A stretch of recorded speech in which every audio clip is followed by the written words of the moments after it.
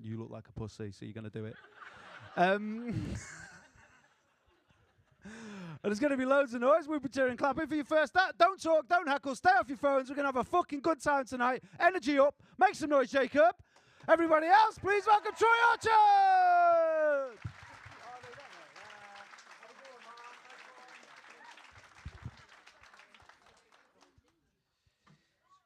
Evening. Cool, nice one. My name's Troy. I've come up from Bristol. 3 hours drive here, 3 hours drive back. So if you don't laugh at my jokes, it's just fucking rude more than anything. Let's be honest with you. I found out quite a lot of things about myself recently. I was lied to quite a lot as a child. A lot of things I was told as a kid have since turned out to be bullshit. You know, you need to be good at maths because you won't always have a calculator in your pocket. Fuck off. You need to be good at writing because you won't always be able to check your spelling. Fuck off. Girls don't like it when you pull their hair. You know, it's just really fucking egregious stuff, you know what I mean? Like my parents are very supportive as a kid. They said to me, like, Troy, anything you put your mind to, you can accomplish. Just believe in yourself and you can literally, the sky's the limit. And I think that's wicked advice to give to a kid, you know what I mean? Like, it did really set me on quite an interesting path where I got expelled from school for trying to fuck my teacher. I thought that was, you know what I mean? I was like, hey, you want a real man? Got a house key now. You know what I'm saying? But no, so I got a Jamaican grandmother and an Irish grandmother. Growing up, I got away with fuck all. I was darker than this as a child, but it got smacked out of me because of all my bad behaviour. But like, one of my, you know, I want all doom and gloom. One of my favourite memories as a child is going around to my nan's house and her telling me what it's like to grow up in Jamaica. You know, she's like, oh, we lived in this beautiful house by the beach. And every day I'd run and I'd play in the crystal blue waters. And then I'd lie on the white sand and I'd let the sun dry me as I listened to the beautiful singing birds in the trees.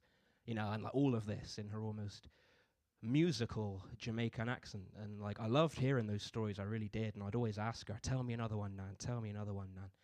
And then my mum comes and picks me up and she's like, did you have a nice time with your Nan? I said, yeah, I had a great time. She told me all about growing up in Jamaica. Can we go one day? And my mum's like, what are you talking about, Troy? I was like, Nan's stories about growing up in Jamaica. It sounds gorgeous. I'd really like to go one day if we can. And my mum's like, tell me what she told you. And so I relayed the information. And my mum was like, oh, I understand, okay. And then she starts crying. I'm like, Mum, why are you crying? What's wrong? And she goes, listen to me very carefully, Troy. None of that was true. I'm like, what do you mean? And my mum starts explaining to me, and that turned out to be a very core memory for little Troy Orchard, because that was the day I realised just how bad my Irish nan's dementia really was.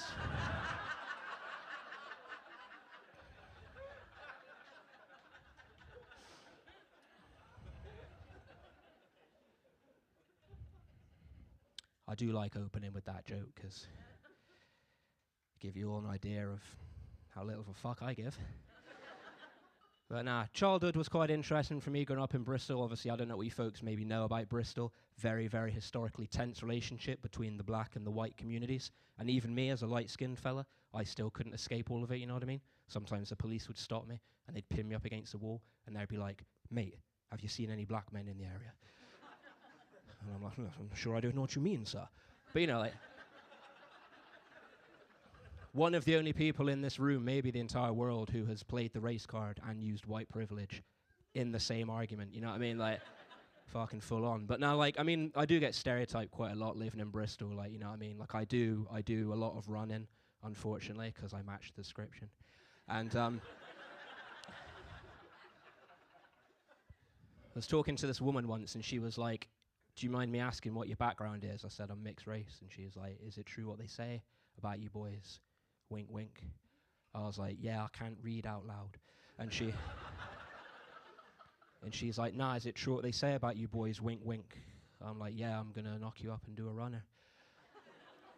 She goes, no, I mean, have you got a massive cock? And I'm like, this is a very interesting line of question for a job interview. Yeah, I mean.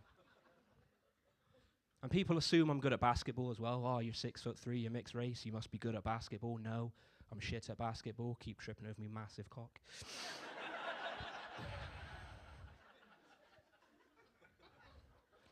But I am trying to learn things about myself, 2024, trying to learn things about myself. I've learned that I'm a bit of a pushover, actually. I am a bit of a pushover.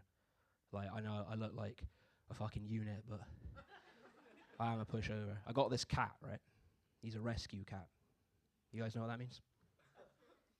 It means I'm a great guy. Got this cat. And he's really like aggressive. Like, he bites me and hisses and scratches and all this kind of stuff. And like, I took him to the vet for his checkup, and they were like, anything to report? And I'm like, yeah, he's really mean. Like, he bites me and scratches and hisses me. Like, what do I do? And they're like, well, you can buy this thing that you plug into your mains, right? And it lets out like pheromones, and it will relax and calm your cat. And I'm like, that sounds like a lot of effort. I'll just move out.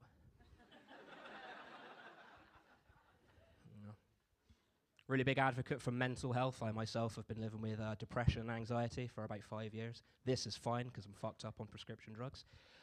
But I was doing a house share a couple of years ago with some other comedians back in Bristol, bunch of lads, all depressed, obviously.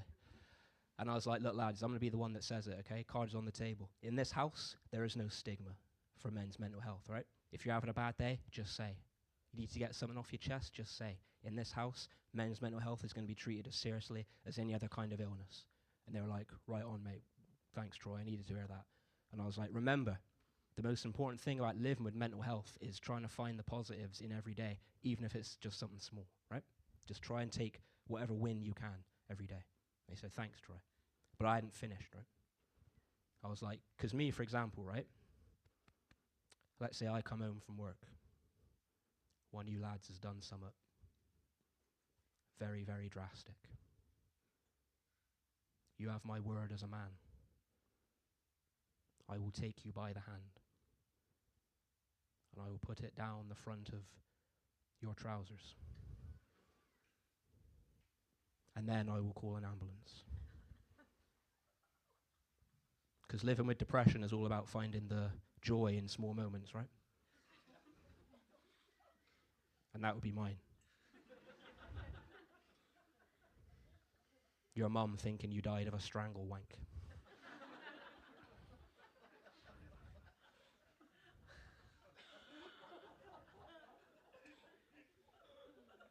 Okay. Okay. Because then I can put my acting degree to good use, you know what I mean?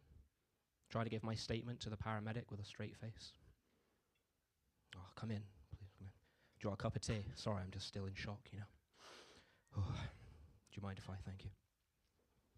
Did he ever show signs, Mr. Orchard? Yes. I came home one day. Do you know what he'd done? Stuck a satsuma in his mouth. And he's going, can you make sure you get that in writing, please? Thank you very much.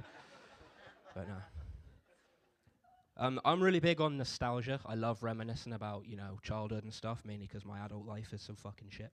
But like, the other day I was driving through the neighborhood where I grew up, and I drove past the park where I used to play as a kid. And like, I had some time, so I literally just parked up and went and sat on a bench. It was really quite nice, actually, quite warming of the soul. I think that kind of nostalgia is quite okay, Some people take it a bit too far, Like maybe you still have a cuddly toy from when you were a baby that you keep for like sentimental reasons. I think that's quite fine. That's quite sweet, actually. But like, don't get carried away with it, all right? Don't like do what I did literally the other day, all right? To try and like revisit my childhood, Don't pretend to be asleep at the end of a car journey. So you get carried inside your house by the driver, because got a really angry email from Uber after that. That was really weird.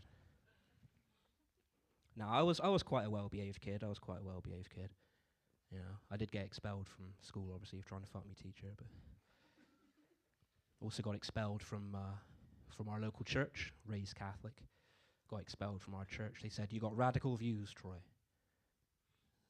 Radical views regarding contraception, it was. My radical views. My radical views regarding contraception. Insisting that my priest wear a condom.